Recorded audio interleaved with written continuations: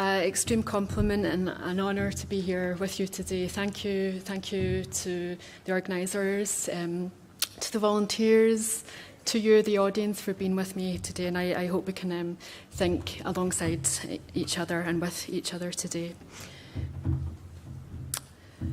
So transgender issues pertaining to children and young people have become a controversial and much debated feature of public life in the UK, in Europe and in the wider world. The Western focus of this exploration is not intended to erase the obvious and culturally specific unfolding of transgender issues within non-Western cultures. Ethnocentrism has been a common feature of transgender theory and queer research more broadly, and I want to acknowledge that while situating my study within the UK context.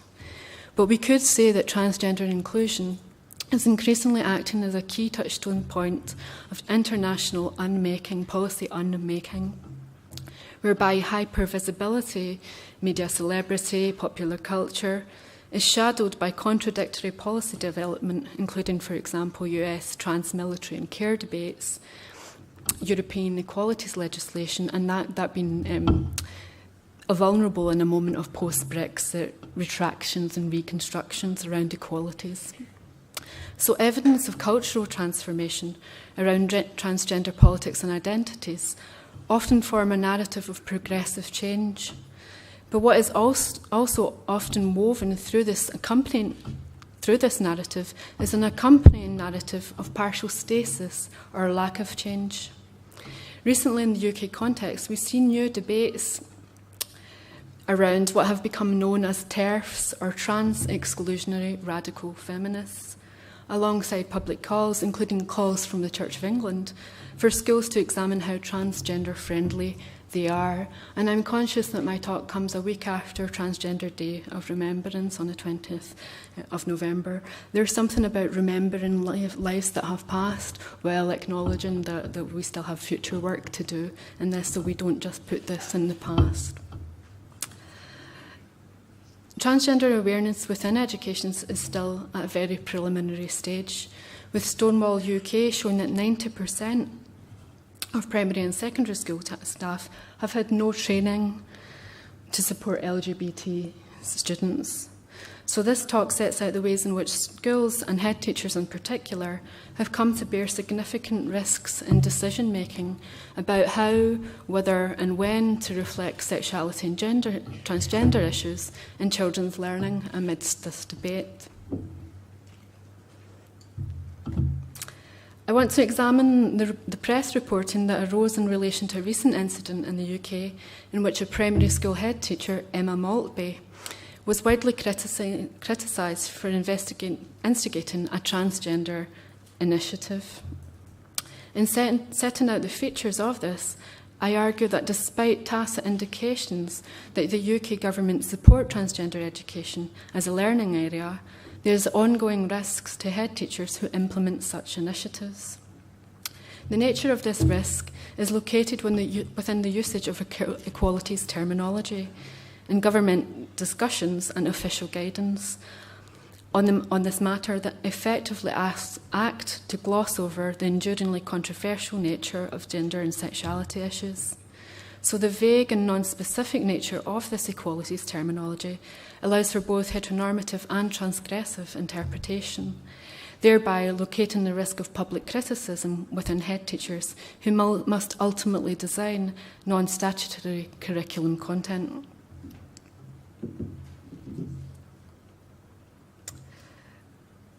So, on the 16th of March 2016, news broke in the UK of a transgender equalities initiative that was planned to take place in a primary school in East Sussex, the southeast of England, under the headship of Emma Maltby.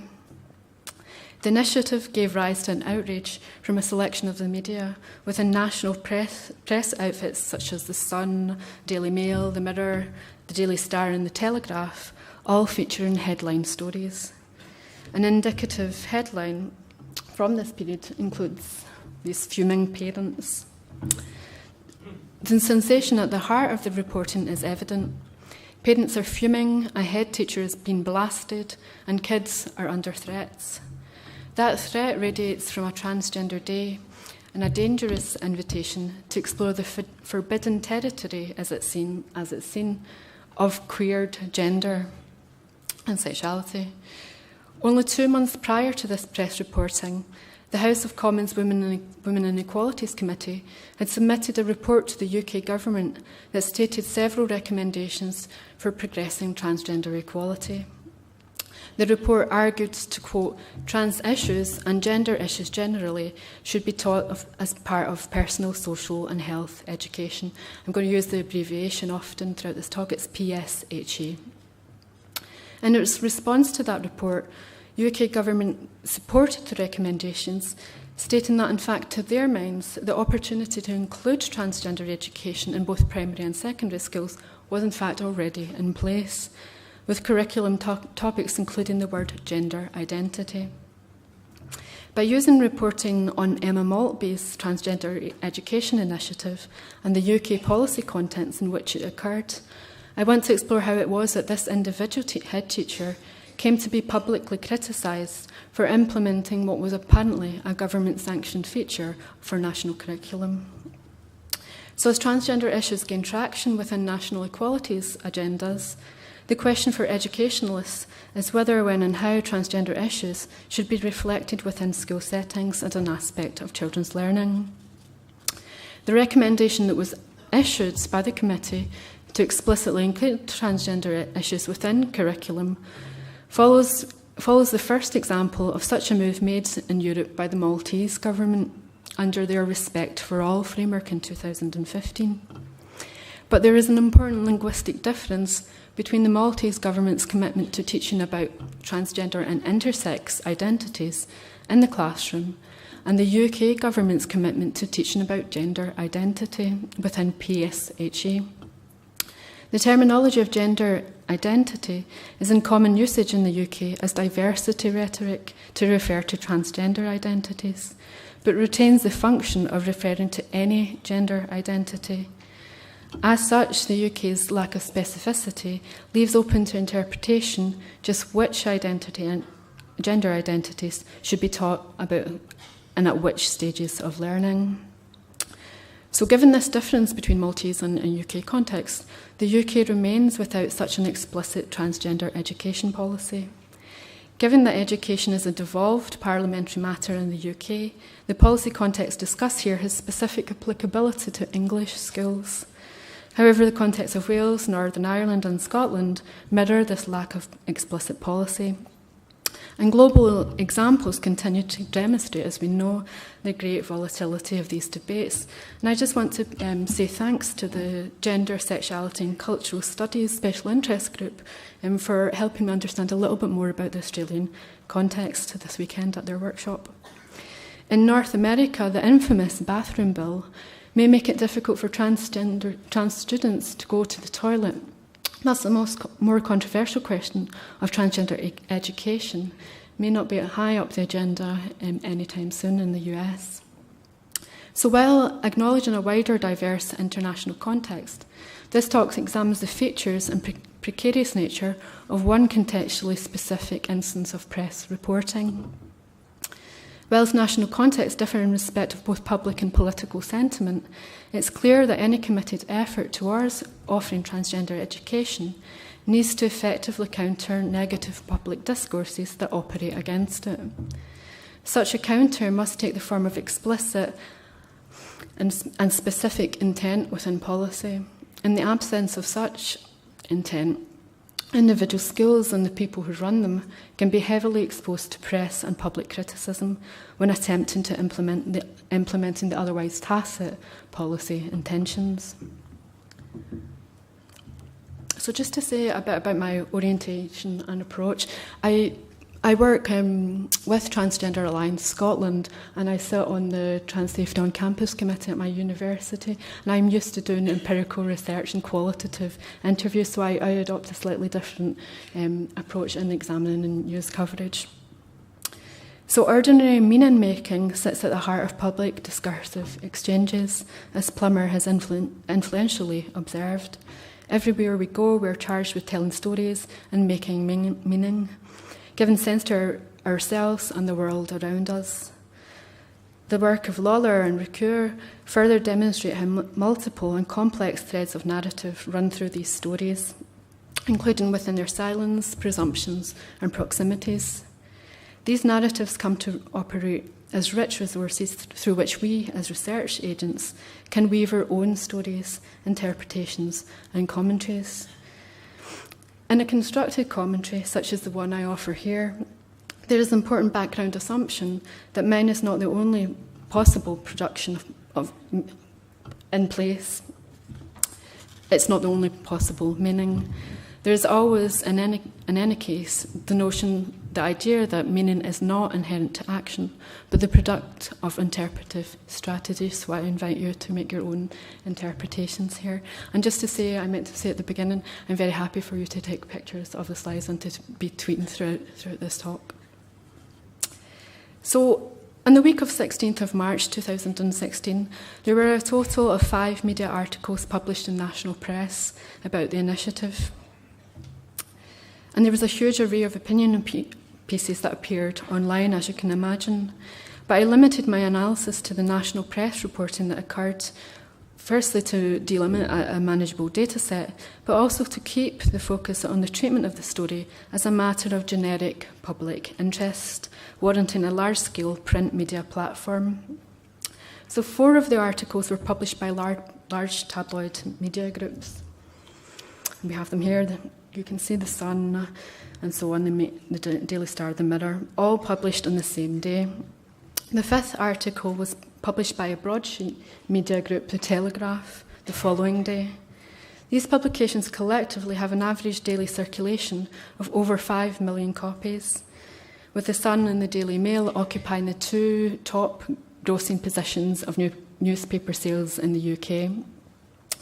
The 4 tabloid articles were written as editorial pieces and all carried sensational headlines that were similar in shocked tone. You can see the capitalisation of age here. So parents pull children out of a primary school in outrage as planned Transgender Day for children as young as 4. Parents fury at school sexuality exploring Transgender Day for kids as young as 5.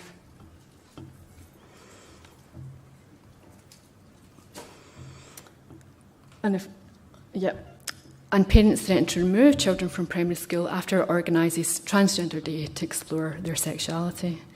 So all tabloid articles were accompanied by factual accounting of what had occurred, carrying the same key quotes from invested parties, the parents and the head teacher, about the proposed initiative.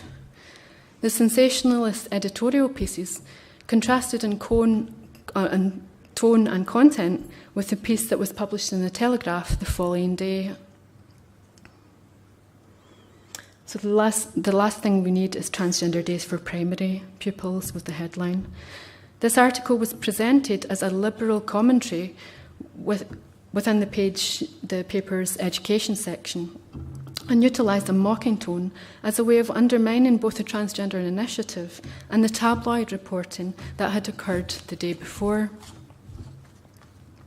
So historically, readership of tabloid and broadsheet newspapers have carried strong class and cultural resonances by the kind depicted by Bourdieu in his work Distinction, with working class readership anticipated of the former and a more middle class, more elite readership anticipated of the latter. However, these sharp distinctions have become increasingly critiqued as online readership and social media have widely influenced the way that media is accessed and discussed. Even in instances where culturally anticipated class leadership is borne out, it's a mistake to imagine that broadsheets can necessarily be more influential than their tabloid counterparts. While the tabloid press is frequently cast as sensationalist and lacking in serious weight, its impact lies in its appeal as a posited, straightforward talking, sort of common sense truth that lies beneath the politically correct or overly analytical reporting of the broadsheet press. So alongside these press articles, I also turned to documentary analysis of the government exchanges and education guidance documents, including those produced in relation to the UK Transgender Equalities Inquiry of 2015. This This documentation included the resultant report published by the UK House of Commons Women and Equalities Committee and the UK Government's response to that. And I also looked closely at the guidance document produced by the Personal, Social and Health Education Association, which provides outline guidance to assist schools with the formation of their PSHE, Personal Social Health Education curriculum content.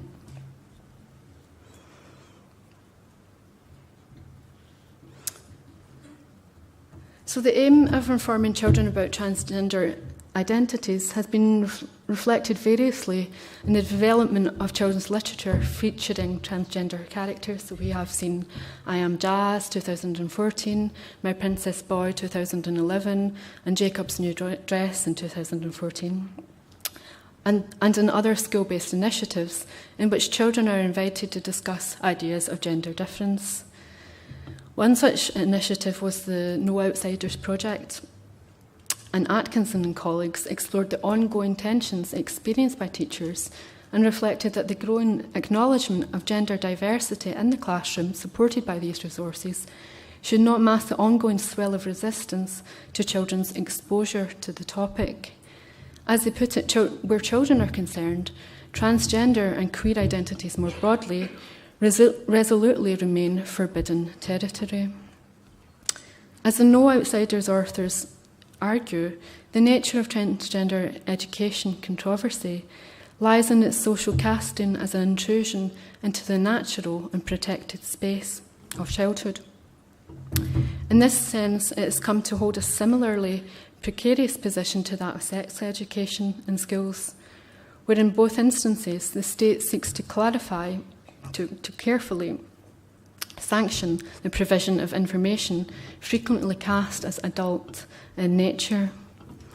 While sex education is now a long-standing fixture in the school curriculum in the UK, under the rationale of producing well-adjusted, sexually responsible citizens, exactly what information is passed on and at what age remains a site of strict regulation and debate.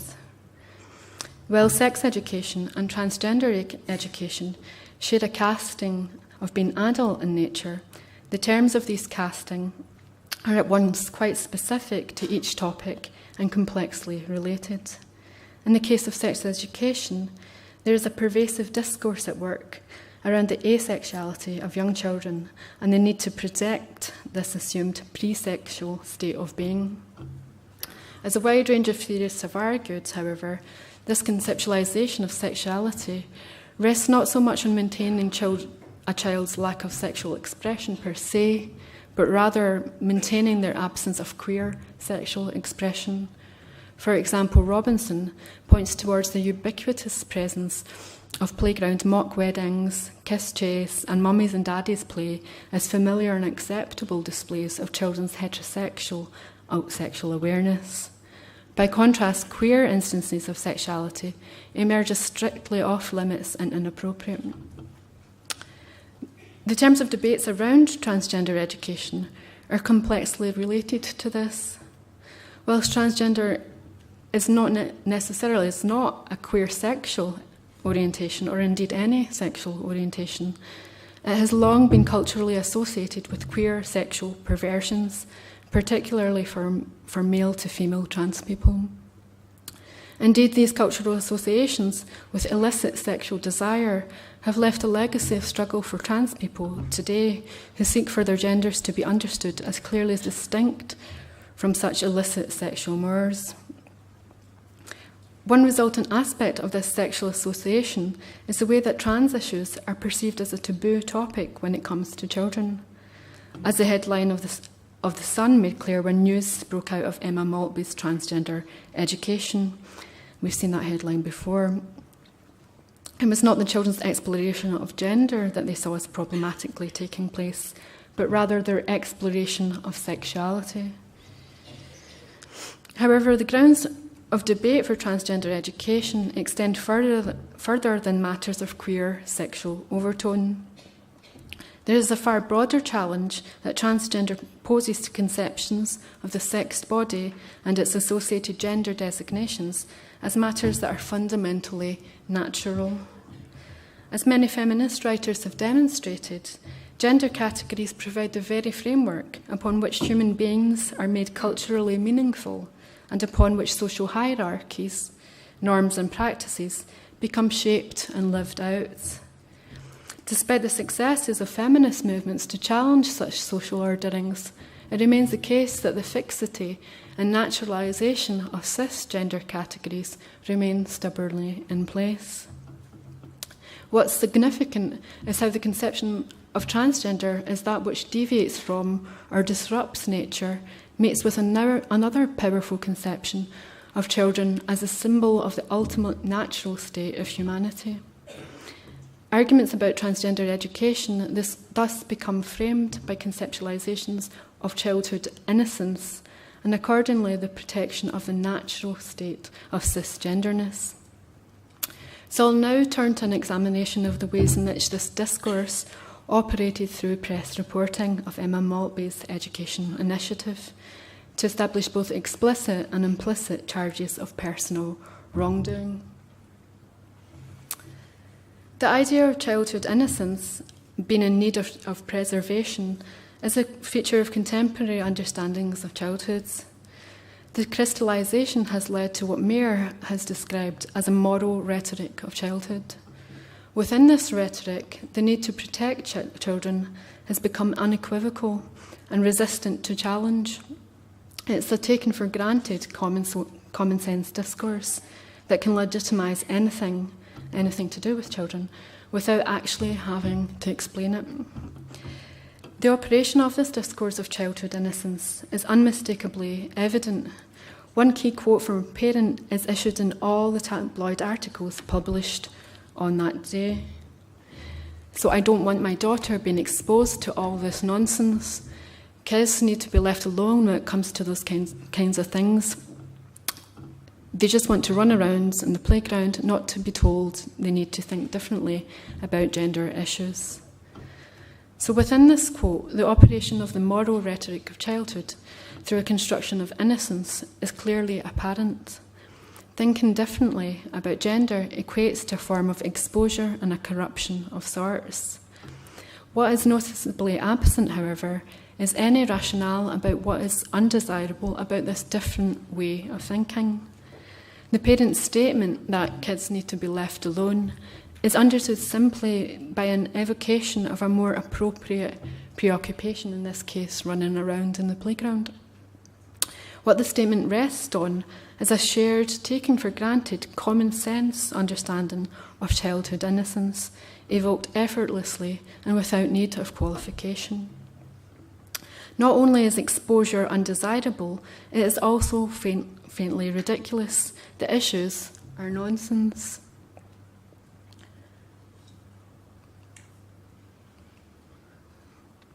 So the article in the Telegraph is particularly explicit on this construction of transgender issues for children as at once both ridiculous and dangerous. Written in a tone as an opinion piece rather than as a reactive news item, it is concerned to position the journalist's own views in relation to the initiative alongside the views of parents. So we see this. Oh. If you could go back one. Yep. So, have you had the conversation with your children yet? Not the one about the birds and the bees, but the one about how some bees feel they are actually trapped in a bird's body, in a bee's body, or a bee trapped in a bird's body. Or neither bee nor bird, but somewhere in the middle of the bee-bird spectrum. So in this opening, the journalist evokes with intended sarcasm the matter at the heart of the debate that is only implied within the tabloid reporting. Transgender issues themselves are ridiculous because they are in defiance of natural laws. The journalist goes on to heighten the ridiculousness of such law defiance through making it so obvious that any child would already know this. Referring to such a conversation she reports as having with her own 6-year-old son on the idea of gender change, where she quotes him as saying, "But you can't change just like that." She goes on to reflect on why the parents at Maltby School may have had such strong objections to something she sees as so patently ridiculous.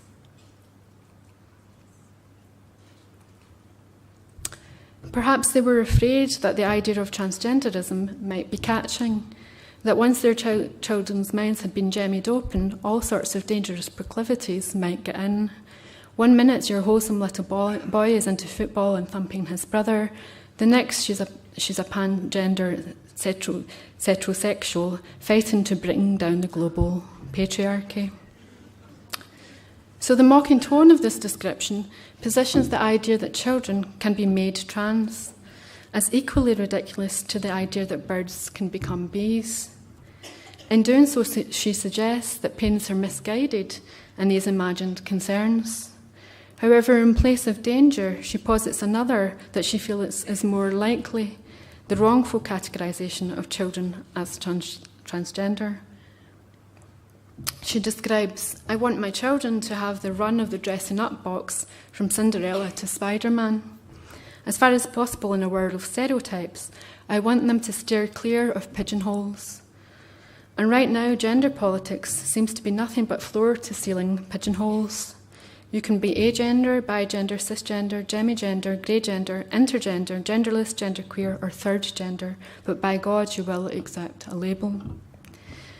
The journalist constructs herself as a well-meaning liberal who is trying to avoid the agenda of those behind transgender education initiatives, who seek to foist pigeonholing gender labels upon children. So trans activists, like old-school misogynists, are forever patrolling the perimeters of male and female behaviour, making sure we all adhere to some kind of type. But children, especially the younger ones, have no respect for boundaries. So the alignment of trans activists with old-school misogynists is akin to the kind of problematic arguments suggesting that trans people reinscribe gender norms and fix patriarchal relations in place rather than opening these up and queering these to include new gender possibilities. Through arguing for such trans conservatism, the journalist constructs a perspective whereby the boundaries of normative gender only become manifest and policed when there are troubles. Implicit in such a perspective is the notion that cisgender categories of boy or girl do not count as pigeonholes, allowing a liberal stance on dressing up in variously masculine or feminine coded ways without having been patrolled. In short, cisgenderness appears as an unlabelled state that is neutral and without boundaries, and transgenderness appears as a state that labels everything and not just itself, and thereby disrupting gender as a whole, creating boundaries where there were none before, and recategorising neutral children as something radically categorisable. So the sense of a transgender recruitment agenda is further located within the tabloid reporting of an educational toolkit that was used within the initiative produced by the Brighton LGBT organisation, the All Sorts Project. What is highlighted is not the nature of the toolkit, but rather the wider function of All Sorts Youth Project in supporting transgender children. So this is from the Mirror. So the All Sorts Project states that it's designed to empower young people under 26 who are lesbian, gay, bisexual, trans or unsure, and even, and that's their emphasis, even host classes for under 11s called trans kids. So the incredulity expressed in the words even laces the reporting with a conservative presumption that children under 11 are simply too young to identify as trans. The inference then is that the naturalised innocence and thus cisgenderness of some primary age school has already been corrupted or pigeonholed as trans through recruitment, in this case to the All Sorts Project, with the children at Maltby School potentially next in line. In all the press reporting, it was Emma Maltby's decision-making on behalf of the school that was seen as at fault. The letters from the parents are to her personally in her role as school decision-maker, and one parent is quoted as as saying, quote, "I just hope the head gets the message and scraps it." Many ran the story with an accompanying headshot of Maltby, and as the headline of The Sun explicitly stated, it was the head teacher herself who was intended to be blasted by the reporting. So again, how is it within national policy context that apparently sanctions the provision of transgender education can such an initiative meet with the charges of personal wrongdoing, whilst policymakers remain unscathed? So to explore this, I want to now turn to the examination of policy and guidance context and the evasive glosses of equalities rhetoric. So the operation of linguistic glosses is one aspect of this impression making and refers to what's frequently left unsaid or left obscured using shorthand terminologies. In telling feminist stories, Claire Hemmings details the glosses that operate within the retelling of the history of feminism, collapsing complex change. Gloss narratives of, to quote, the naive, essentially 70s through the black feminist critiques and sex wars of the 80s have come to stand in for much more than the glossed referent can capture. The problem is that when such a gloss becomes seen as a common sense referent, what is lost is the tendency to engage critically with its assumed contents. Such covering over through the use of rhetorical glosses in educational policy has been interrogated as a discursive silence by Sundaram and Johnson, who provide critical analysis of sex and relationships education in England. They argue that discourses of pleasure are largely absent in SRA, with a singular focus instead upon risk and appropriacy that works to construct highly gendered and heteronormative understandings of sexual agency. A similar gloss can be seen at work within the policy context that surrounds transgender education's placement within personal, social and health education. And it was this gloss that allowed for Emma Maltby to be held personally responsible by the UK tabloid press for this transgender initiative, whilst allowing UK government to remain unaccountable. So in the UK, the curriculum strand entitled PSHE has been in operation since 2000 in primary and secondary education, and it's described as a mechanism through which, to quote, pupils develop the knowledge, skills and attributes they need to keep themselves healthy and safe and prepare for life and work in modern Britain. It's delivered as a non-statutory subject, which in effect means schools are encouraged to include it as part of pupils' education, but the content is ultimately at the discretion of school teachers. There is, however, age-specific government-sanctioned guidance on what appropriate content might be, and a framework is available for each individual year group, from the first year of primary school to the last year of secondary school. So when the UK House of Commons Women and Equalities Committee submitted their report to the UK government with recommendations for advancing transgender equalities, it was this PSHE guidance that they pointed to as a key route for schools to address this agenda. In June 2016, the UK government issued a response to the suggestion that transgender issues be included in the subject as follows.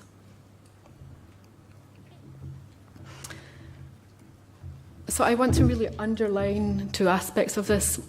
We trust schools and head teachers to know how best to meet the needs, so on. And the second point, I want to underscore the last line really on this, that leading experts in PSHE teaching includes teaching young people about diversity, including gender diversity. So if we think through those keywords about trusting teacher and a diversity statement to include gender identity. So this statement works to achieve two effects, I'd argue. Firstly, it establishes a firm responsibility for interpreting PSHE guidance with head teachers, with an indication that trans issues are only sometimes appropriate for some children. There is a judgment to be made there. And 2, it indicates that the term gender identity, used within PSHE, is to be interpreted as equalities rhetoric that is inclusive of diverse transgender identities.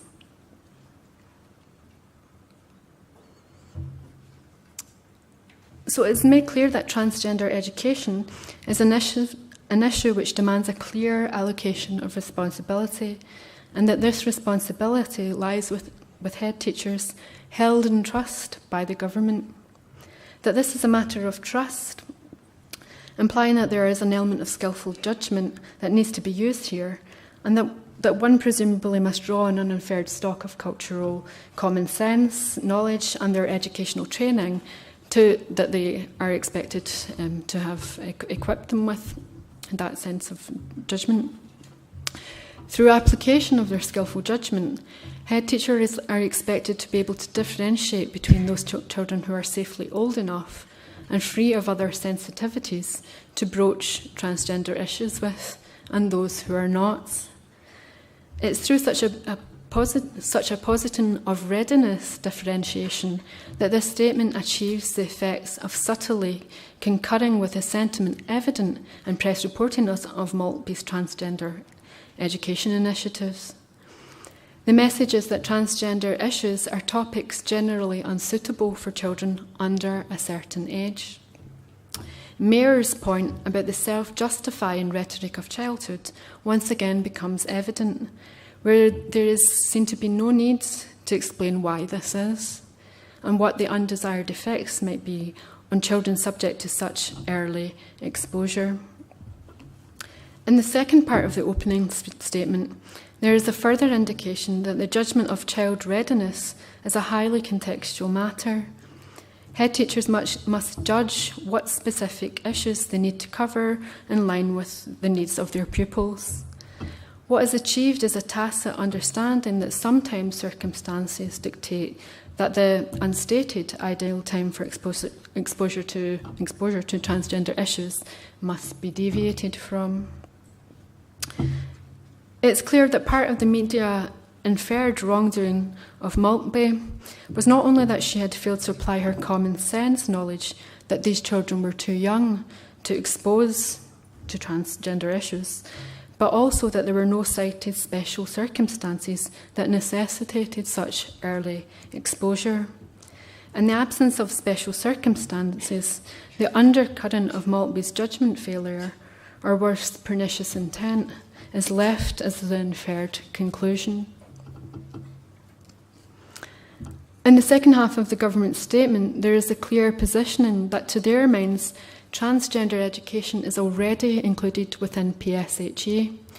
The government points to 2 equalities terminologies that is used within the guidance that to their mind present the opportunity to cover transgender issues, and that's the terms gender identity and diversity.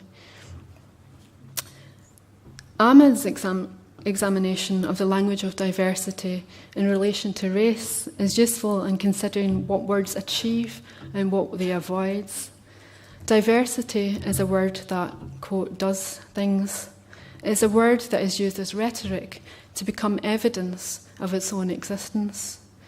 To say that diversity is welcome or valued or to be reflected is to quote Ahmed, to reify difference as something that already exists in the bodies of others.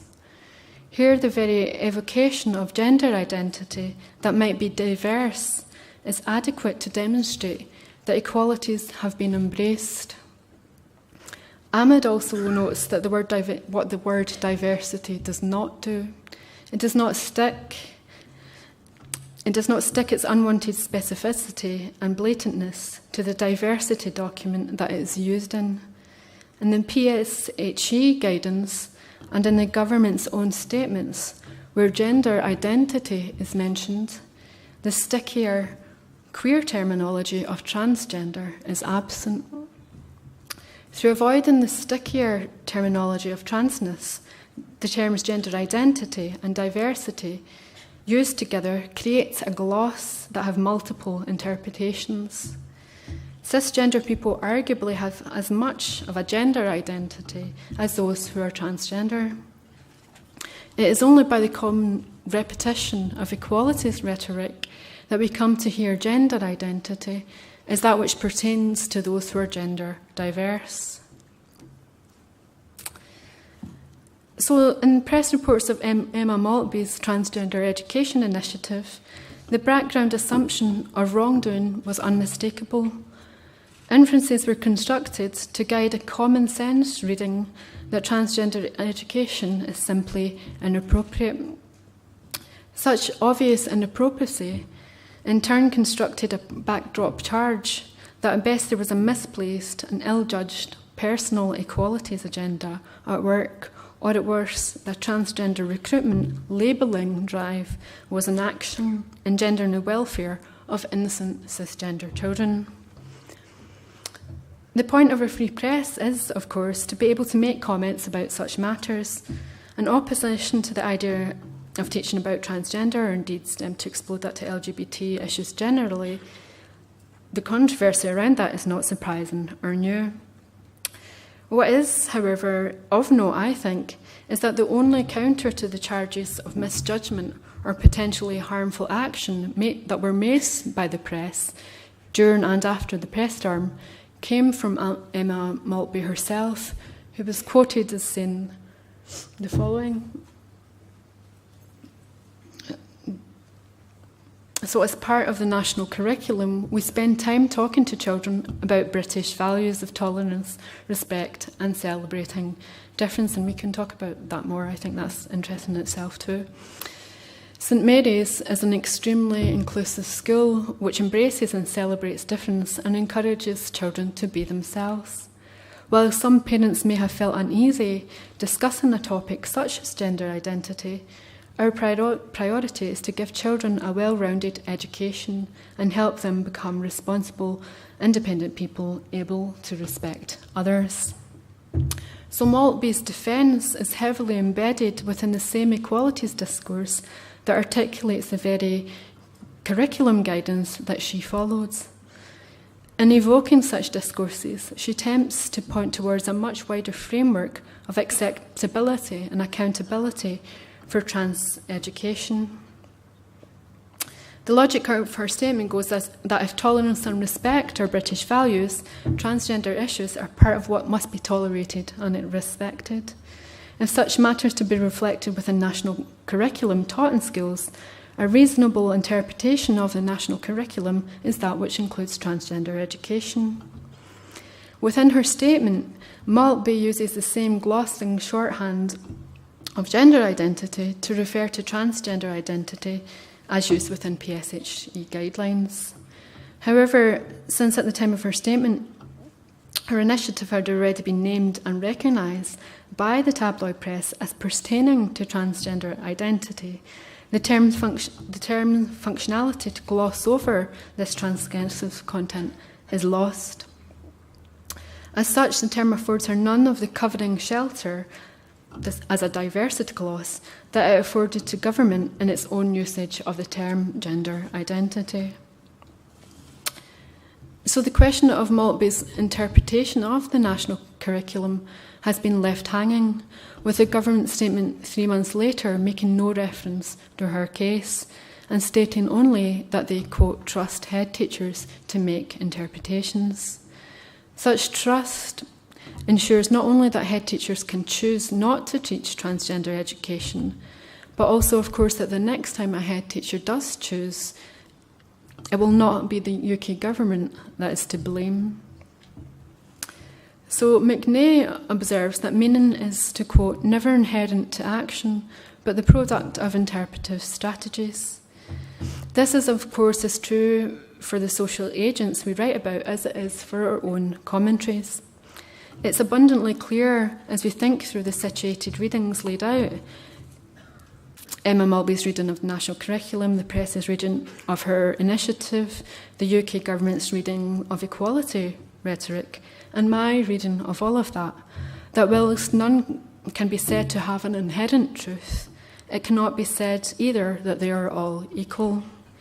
They are not equal in their power nor in their traction. The powerful purchase of some stories over others, the constant retelling and re-emergence of particular discourses, have very real consequences in people's lives. What is treated as being true and important, the circulation of particular discourses and not others, is often vital for maintaining social standing and being deemed to have observable social competencies that grant us rights to speak, act and hold positions. And so when it comes to telling stories about children, the power about power and about queers, the narrative gun, so to speak, is already fully loaded. So as I hope to have drawn out, the discourses with which social agents are permitted to speak are so socially entrenched that they barely require repetition, that children are innocent and in need of protection, that caution must be exercised in exposing them to the subversive, and that those in positions of power must know and apply these rules. But these implicit rules appear to be evolving, or at least becoming more complex, as discourses of equality demand that the subversive become recognised, sometimes be considered as a safe variation on the agreed norm that they're incorporated within an inequalities framework. These discursive formations are complex, and educational landscapes, as we know and hear, are increasingly perilous places for decision makers and for those who participate in the wrong discourse at the wrong time. In the No Outsiders projects, researchers noted that the challenge of transgender inclusive education was for teachers to find ways to be transgressively productive. The situation that Emma Maltby found herself in perhaps then marks a shift. Her job, it seems, was safe, thanks to the built-in flexibility with which the equalities rhetoric of UK national curriculum guidance can be read, that held trust. However, a safe job did not ensure a safe reputation, and it was Emma Maltby and not the UK government that was held responsible.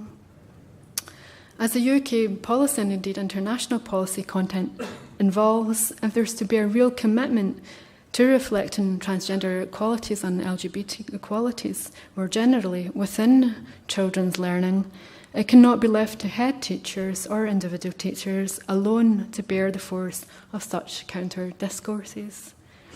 Rather, the power and the traction of the voice of policy must also lend its weight to issues of transgender education and take its part in being unequivocally accountable. Thank you.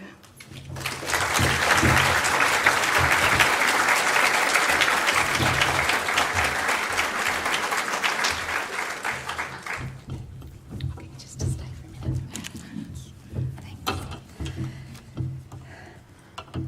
Thanks. So our approach to questioning and unpacking these concepts at this conference is that we're running sessions after the keynote. So I'll invite you, if you have questions or you want to continue to unpack the really important issues that Yvette's put forward, to come back to this room straight after the end of morning tea.